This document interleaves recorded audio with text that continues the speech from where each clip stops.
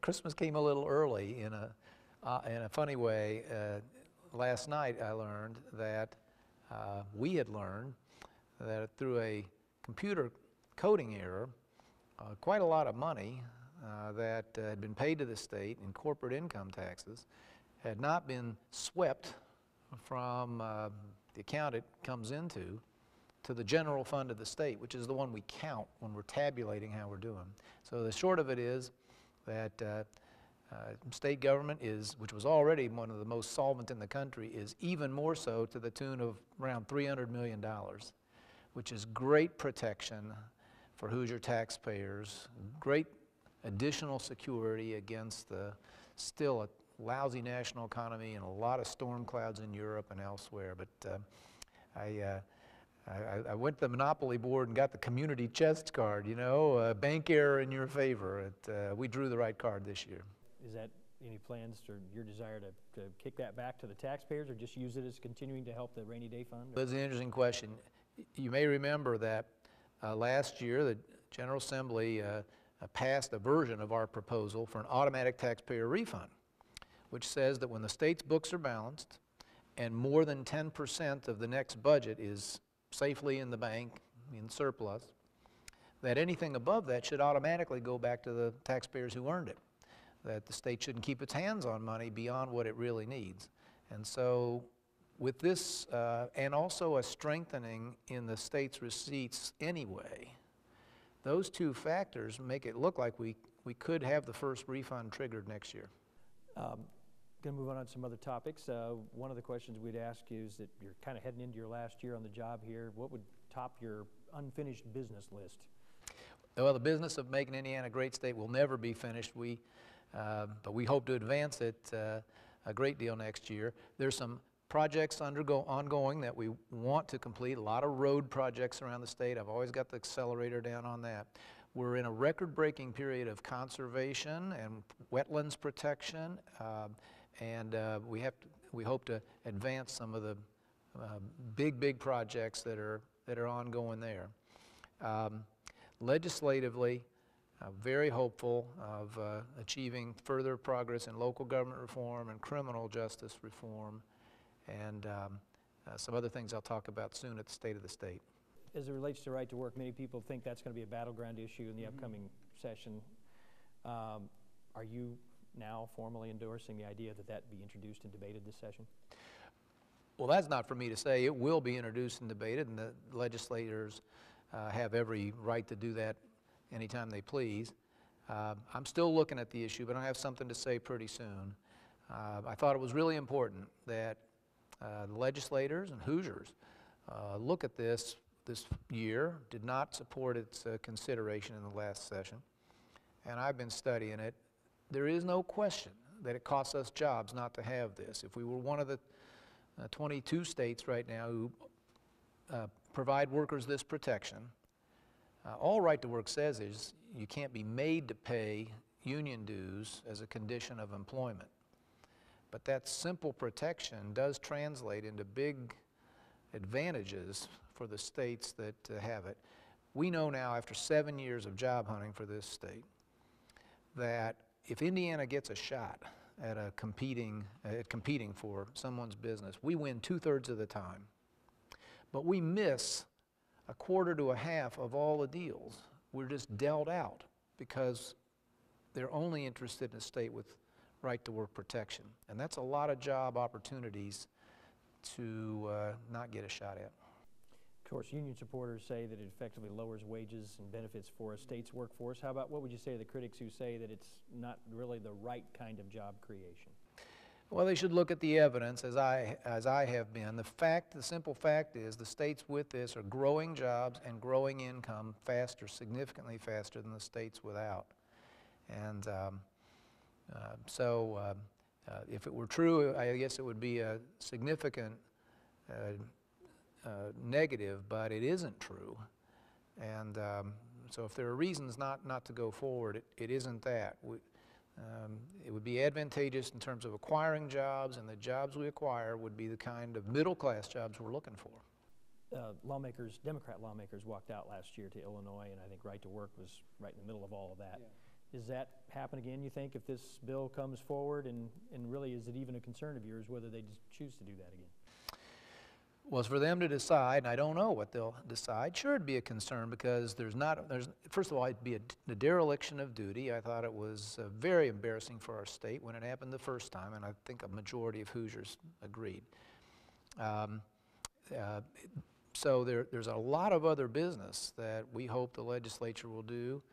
I always say that Indiana can never skip a day, let alone a legislative session, trying to improve and make ourselves a stronger and better state.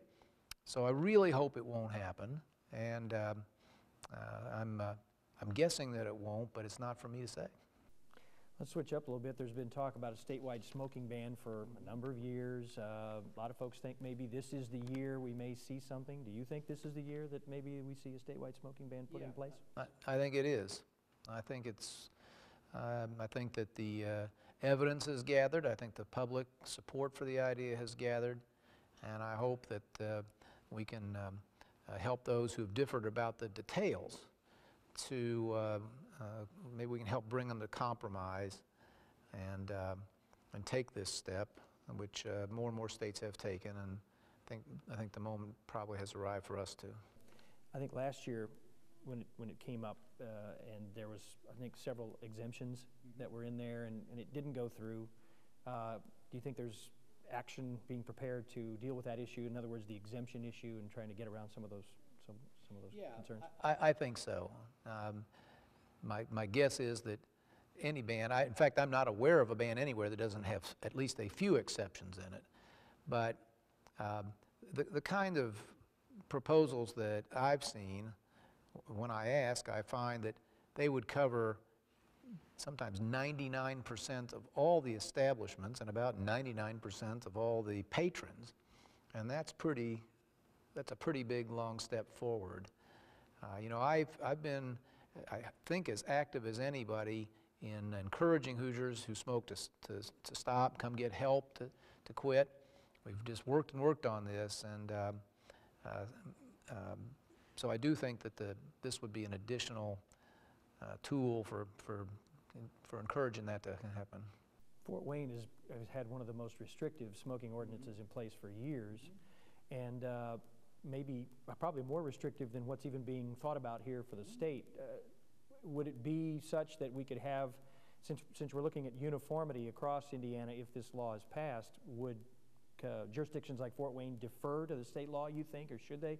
And then maybe even back off a little bit on some of the current provisions we have in our ordinance? I would hope not. I always believe in local control, and I think if localities want to go beyond, they ought to be, certainly they ought to be permitted to do so. And you're right about Fort Wayne. I've been in Fort Wayne, I don't know, monthly now for several years. Seems to me to work pretty well up there.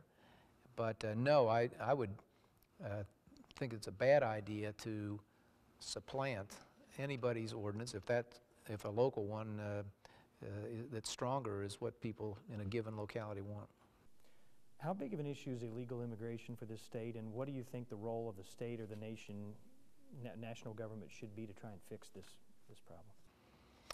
Well, it's a big issue for the nation, and I don't know anybody who doesn't believe that the national government's in real default here. If you want to know what I think that first step has got to be serious border control, much more so than today. Followed, if we ever did that, then I think most Americans still want this to be a country that people can come to. Boy, we better hope we're never a place that people want to get out of as opposed to get into. And I do believe the way we do immigration now is not very sensible. I would take more people, frankly, with brains or money or both. I would give lower priority to people just because they happen to have a relative in the country now. Other countries don't do it that way. We should be welcoming and trying to keep brilliant people who might create jobs and new products here. That's the kind of immigration reform I'd like to see. I do believe that to secure enough public support for it, you'd want to take some firmer action first to make sure illegality goes down. I asked you at the beginning about unfinished business list. What about, maybe you could share with us again here as you approach this final year, what things you might have learned about this job during the course of the job that you didn't anticipate when you first took office 7 years ago? Oh man, there's so many things. You learn every single day. I learned to button my lip. You know, sometimes not unusual for people to say things that are untrue or sometimes even malicious, and your first instinct, human nature, I guess, is to sort of shoot back. And but I learned early on that might feel good for about 5 or 10 minutes. Boy, I really zinged that Neumeyer guy. You know, he deserved it. But if your goal is results, and I've just reminded our people every day of 7 years, results are what finally matter. Then you're just a whole lot better off to shrug it off and just constantly try to bring people together. Give yourself at least a chance to bring into the cause, the bill, whatever it is, as many folks as you can. I want to turn to a little future politics here. Who do you, would it be safe to say that you are endorsing or backing Mike Pence to succeed you, or maybe is that not, should I not say that? Have you made a decision to decide who you think is the best person to succeed you in the governor's office? I'm going to support the Republican nominee, and at the moment we've got a couple good people running. I think the world of Mike Pence, and I hardly surprising if I say it looks like he's got the edge in terms of being our nominee. But I've made it a practice to support competition inside our party, and I've stayed out of primaries.